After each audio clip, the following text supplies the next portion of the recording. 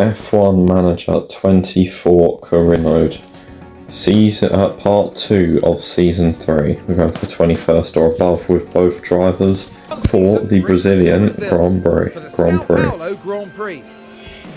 The Autodromo Jose Carlos Pache has been a staple of the racing calendar for decades, and soon we'll once again be watching the best drivers in the world give it their all. The veteran Spaniard Fernando Alonso was clearly delighted to take the win in the last race. He knows exactly what it's going to take to sustain this form. Now let's get the weekend underway. Right, simulating quali then. In Q1, both our drivers got knocked out 18th and 19th. And at the end of qualifying, Iwasa takes pole position. Pourchaire P5, that's banging from him. Albon P6, that's also really good. But what can we do on race day? There's a terrific atmosphere here in Interlagos as the drivers prepare for 71 laps of scintillating action. Brazil loves a home racer, and none more so than the brilliant Ayrton Senna. His victory here at Interlagos in 1991, fighting a broken gearbox, is one of the most emotional moments in F1 history. The Sao Paulo track is beautifully designed to present an enticing challenge for teams and drivers alike. Between medium-speed S-corners, hill climbs, and the high-speed section after Junção, this circuit calls for cars to have a balanced setup to succeed here. The teams are making their final preparations down in the pit lane, ahead of today's race.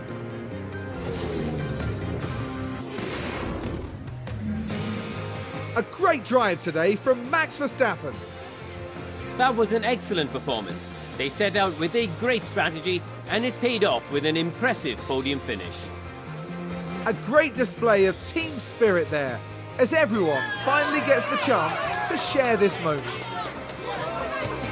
Well, Karun, how do you think they'll be feeling in the team garage at the end of that? It was a strangely mixed weekend for them. We saw one driver put in a strong performance, but it was a different story for the other. Definitely positives there, though. And from our team in Sao Paulo, a big thank you for joining us this weekend. Next round will see us head east as F1 prepares for the Japanese Grand Prix. We'll see you at Suzuka, a firm favourite for the drivers. Cannot believe it, Iwasa has won a race. That Haas team that we brought up and done all that research for last season has won a race. P3 in the constructors. I think Iwasa just went up to P2 in the drivers. We get P7 in the pit stop championship. That's quite good. We get our targets with 17th and 19th, exactly what we needed. We get research complete on the chassis, and we're going to do some more research on the chassis again, I think. Yeah, we got 4 million sitting in the bank. That's quite a healthy amount. Hopefully, although I know we're not going for 9th or above for the constructors, we're going to finish 11th and try and get sort of a P3 position next season. Hopefully that won't get me fired if I fail the board's objective. I hope not anyway. If not, I can't see us spending more than half a season at another team. I'd rather switch team and go back to ours. Trying to take some engineers off so we can fit another design project. We've just designed a chassis and now we're going to design a suspension, and that will take 33 days to complete, which means it'll be on for Melbourne. And now everything's going to take longer, or we can pay the overtime. I'm going to say everything can, or the chassis can take longer. But for the Japanese Grand Prix, we're going to go for 21st or above with both drivers. What can we do in this race? Here you are from the Suzuka circuit in Japan. This unique track is a favourite home for motorsports, and it welcomes us back this weekend. Get ready for exhilaration and speed with the Japanese Grand Prix. Having clinched an impressive win the last time these cars took to the track, the confidence amongst the Haas team is sure to be high. Let's get this underway.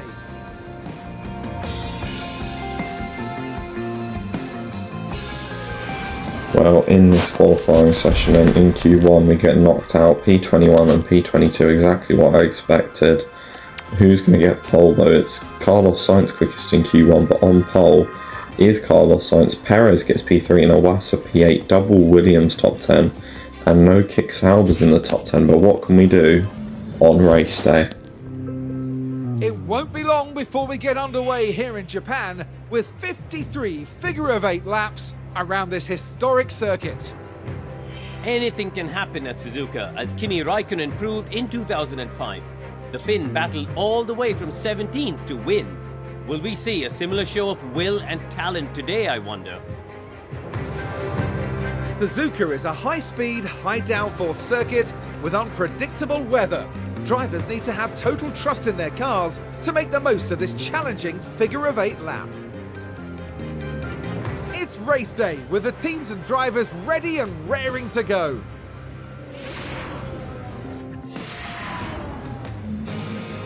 Well, that's another race wrapped up for Lewis Hamilton. Yeah, they crossed the line P11, sadly just missing out on the points. Well, Karun, how do you think they'll be feeling in the team garage at the end of that? Well, it was a bit of a mixed bag here. Some things went their way, but others didn't. I think their main target now will be finding some consistency for sure. And that's all for today as we wrap up the weekend here in Japan. We're nearing the end of the season and it's time for some serious heat. Stay with us as Formula One moves to So that's Mexico the City. end of the Grand Prix. There's no podium sequence whenever Iwasa gets on the podium. By the way, up 6 places, what a drive from him. Unfortunately, Perez went down 5. We get 16th and 20th, although Stroll's DNF. But yeah, because Iwasa doesn't have a face in the game, whenever he's on the podium, we'll never see a podium sequence, which is a bit annoying. But it's just one of those things, I suppose. We get 9th in the Pit Stop Championship, securing our position of 7th in that championship. We don't get much money, obviously, because Stroll DNF'd. He technically finished 21st or higher, but he didn't finish, so not really. Lance Stroll goes up to an 82 rating, and Josh Peckett is up to an 87 rating. And here we are, trying to sign Oscar Piastri for season number 4 for Mega Gamer F1, trying to get the contract in just the way he likes it. We're going to give him a fat bonus if he can get in the top 3. There we go. And the offer deadline is 28 days. Good for him. And here we are. Hopefully he'll sign, because that would be a massive improvement to our team. We could genuinely think about consistently getting points with all the research we've been doing if we have him in the car. And yeah, this is how we do our pit stop schedule. We're just trying to not make them as bad on pit stops. We're trying to do as much gym training as we can, but we also need to do quite a bit of pit stop drill just to make sure there's no increased chance of mistake. So I think that will do. Yeah, although that's just made them wary, so probably not.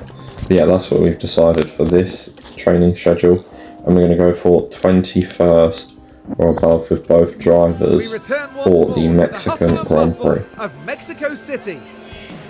Music is in the air this weekend, but it's not mariachi we'll be hearing. It's going to be the roar of the engines and the cheers of the crowd. Formula One is back in the very heart of Mexico City at the Autodromo Hermanos Rodriguez. The previous race saw Carlos Sainz top the podium after a tremendous drive. Can he maintain his winning ways with another good outing this weekend? Okay then, let's get to it.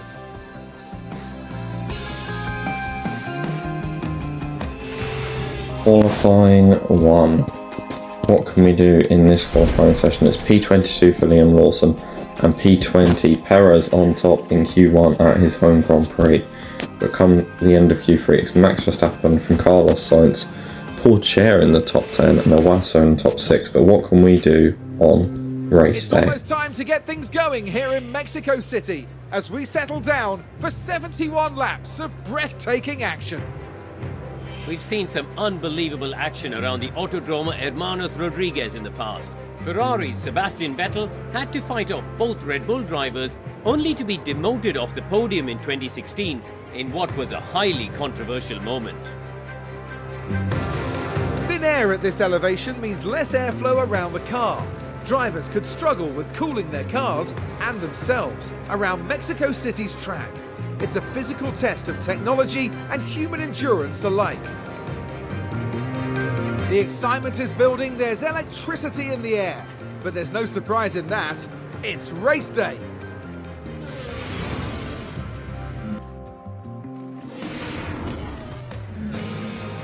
And in comes Max Verstappen, soon to be greeted by his team. And third place sees them round off today with a trophy to mark the occasion. And Carlos Sainz heading up to the podium now, the Spaniard adding another to his record. That sees them double their win tally for this season. They'll be delighted with that. A carnival atmosphere, as always, for the Mexico City Grand Prix.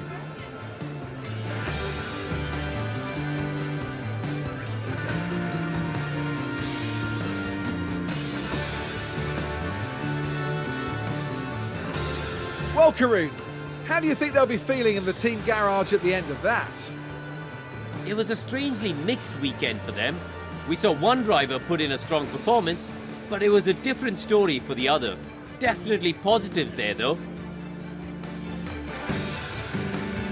And that's it from us all here in Mexico City. Now the teams will be looking ahead to Imola, where the season progresses with the Emilia-Romagna Grand Prix. Get ready for some fierce competition. Martin on the podium's a nice change. Ocon up 7 places. It's a P5 and P6 for Haas. Paul Chair had a bad Grand Prix. We finish P19 and P20. So exactly what we needed, and that's all we can do is just get target and just keep getting the performances we need out of this crap car. P4 in the pit stop championship, something to shout about though, as we're getting closer to Alpine. But yeah, all we can do is just achieve our goals and achieve our targets. We have research complete on the underfloor, and here's the contract that we're negotiating with Oscar Piastri. He wanted, what did he want? He wanted a 2.7 million signing bonus, but obviously we don't have that much money as a team right now, so we'll just give him even more money on the salary. Research complete for the side pods, and we're going to do some more research on the side pods, get 4 or 5 engineers on that, and hopefully we're going to have, like, I'm not expecting to be in the top 5 teams for next season, but hopefully we're clear of the midfield, like sort of Aston Martin, Mercedes, Ferrari levels. But yeah, we're going to go for 21st or above with both cars in Imola. Let's bring on another good race weekend. Welcome along to Italy, and welcome along to Imola. Just outside Bologna in northern Italy, Imola hosts the Emilia-Romagna Grand Prix, named after the region it sits in. Surrounded by woodland, this iconic track is rich with Formula One history and the legends of those who raced here. This weekend will be taking a slightly different form, as we have the addition of a thrilling sprint race thrown into the mix. Let's see then how the weekend unfolds.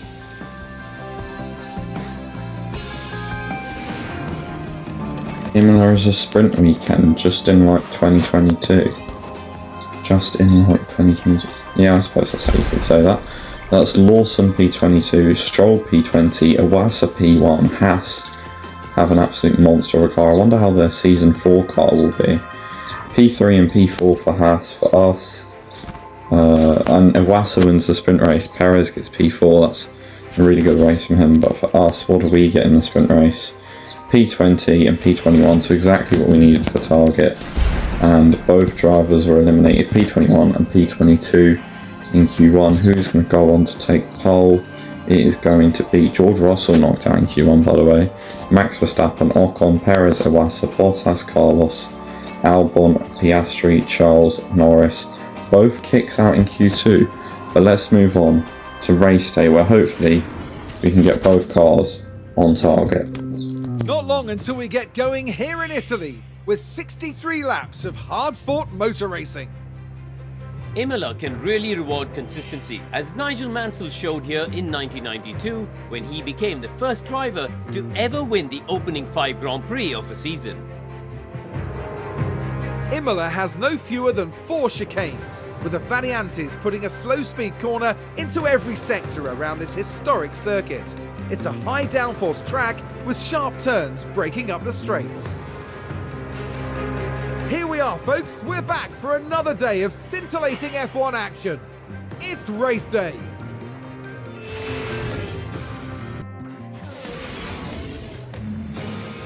Now, wasn't that a seriously good drive from Carlos Sainz? It was a truly excellent win, with everything working together for the team and driver. Well, they've been waiting for this, haven't they? And it's only right that they make the most of it. Well, Karun, how do you think they'll be feeling in the team garage at the end of that? Well, it was a bit of a mixed bag here. Some things went their way, but others didn't. I think their main target now will be finding some consistency for sure. And that's about it for our time here in Imola. And for the next round, Formula One is heading down under. Exciting times ahead in Australia on the shores of the Albert Park Lake. So it's a Red Bull 1-2 with a Wassa P3, Perez P4, Albon P5 and Bottas with a mega race. We get P18 and P21 with a DNF, so just one car hitting the target today, and Oscar Piastri also had a bad race, which isn't good because we're trying to sign him. But yeah, I mean, he's P4 in the championship as Oscar, so I don't think we've got anything to worry about there. But yeah, Haas up to P2 in the constructors as well, by the way. And we're still the only team without points, but let's keep pushing, let's keep going, let's try and properly build some momentum. Although I know Liam Lawson's absolutely just fucked up his whole car and probably ripped it to pieces. 2.1 million cash from engagement and 950k from an energy drink advert. Hopefully it's not Monster Energy because that stuff's way too expensive, but we're going Australian Grand Prix, we're going to go for 21st or above with both drivers. We're a stone's throw from the beach here at the Albert Park circuit. It might be party mood in the grandstands, but in the paddock, expectations and tensions are high. After taking the win in the previous race, Red Bull will be hoping to push for another strong finish. It won't be easy though, with plenty of competitors fighting them for the points. It's shaping up to be a great weekend, so don't go anywhere.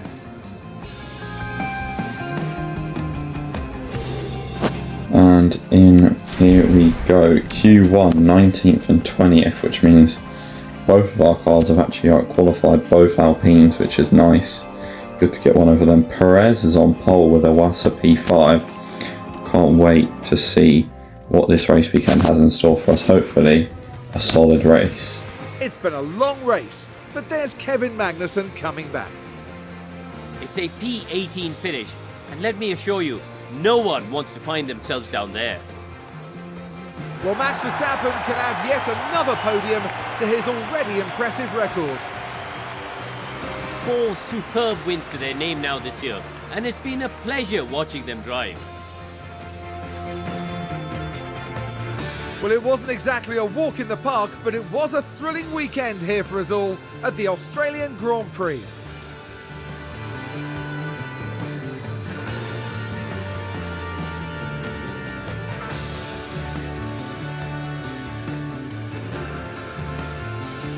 Well, Karun, how do you think they'll be feeling in the team garage at the end of that?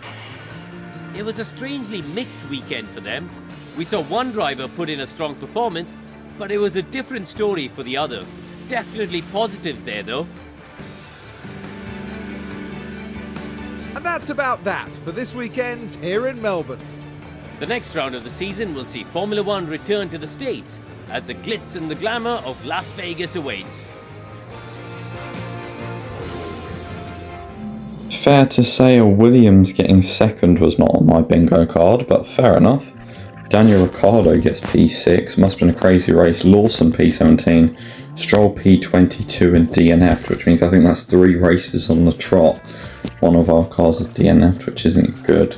McLaren overtake Haas in the standings again. Alpine overtake Haas in the pit stop standings. And we get I think both cars actually got some money then. We confirmed the hire of Oscar Piastri. We have just signed a McLaren driver for next season. Unfortunately, it's going to be replacing Liam Lawson. Although Liam Lawson, I would say, has been the worst driver of the two so far, out of him and Stroll, which is a bit mental to think considering how bad Stroll is in real life F1. But although in 2024 he did have some decent races in the middle, beating Alonso quite consistently. But our next season's driver lineup, if we are not fired, will be Piastri and Stroll.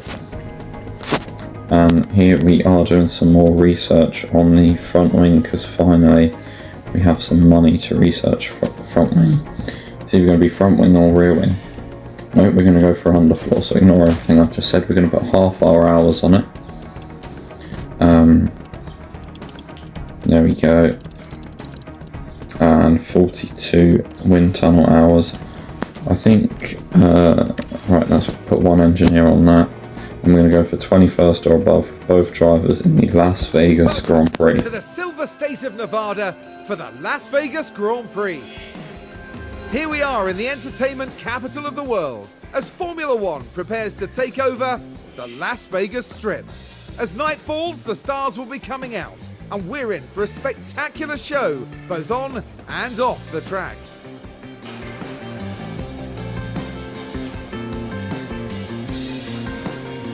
It's time then for another thrilling weekend of F1 drama.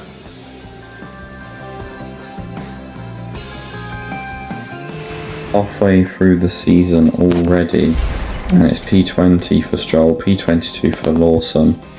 Not ideal, but not awful. Leclerc's knocked out in Q1. It's always a shock in Q1. Perez 9th.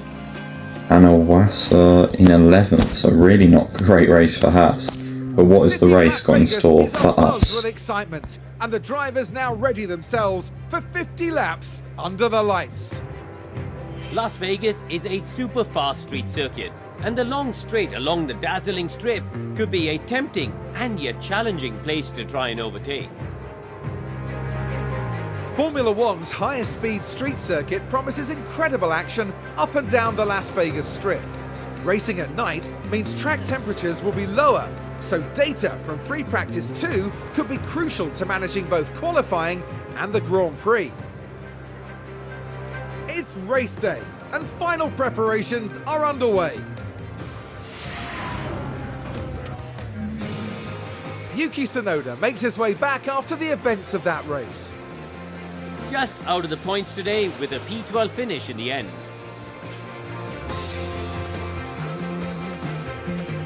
And with that, the Sainz name remains engraved in F1 history. 4 superb wins to their name now this year, and it's been a pleasure watching them drive.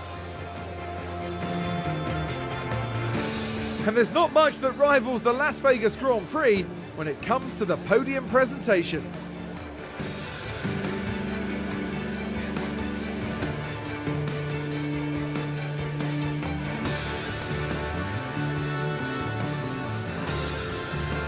Well, Karun, how do you think they'll be feeling in the team garage at the end of that? Well, it was a bit of a mixed bag here. Some things went their way, but others didn't. I think their main target now will be finding some consistency for sure. Well, everyone, that's all from us here in Las Vegas. The teams now look ahead to the next round, where they'll duel it out in the sand dunes of Saudi Arabia.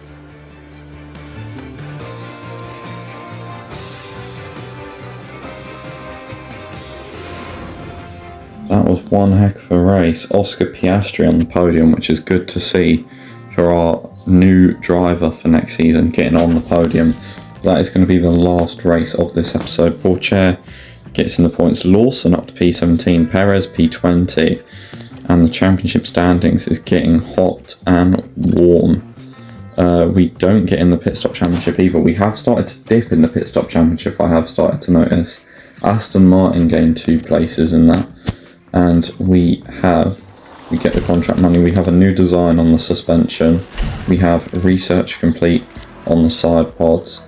and we have a regulation vote for more wind tunnel time, which obviously, as a backmarker team, we're going to vote for. And then we get the design complete on the chassis. And if you did enjoy this episode, be sure to like, subscribe for part 3 coming out in 2 days' time. Goodbye for now.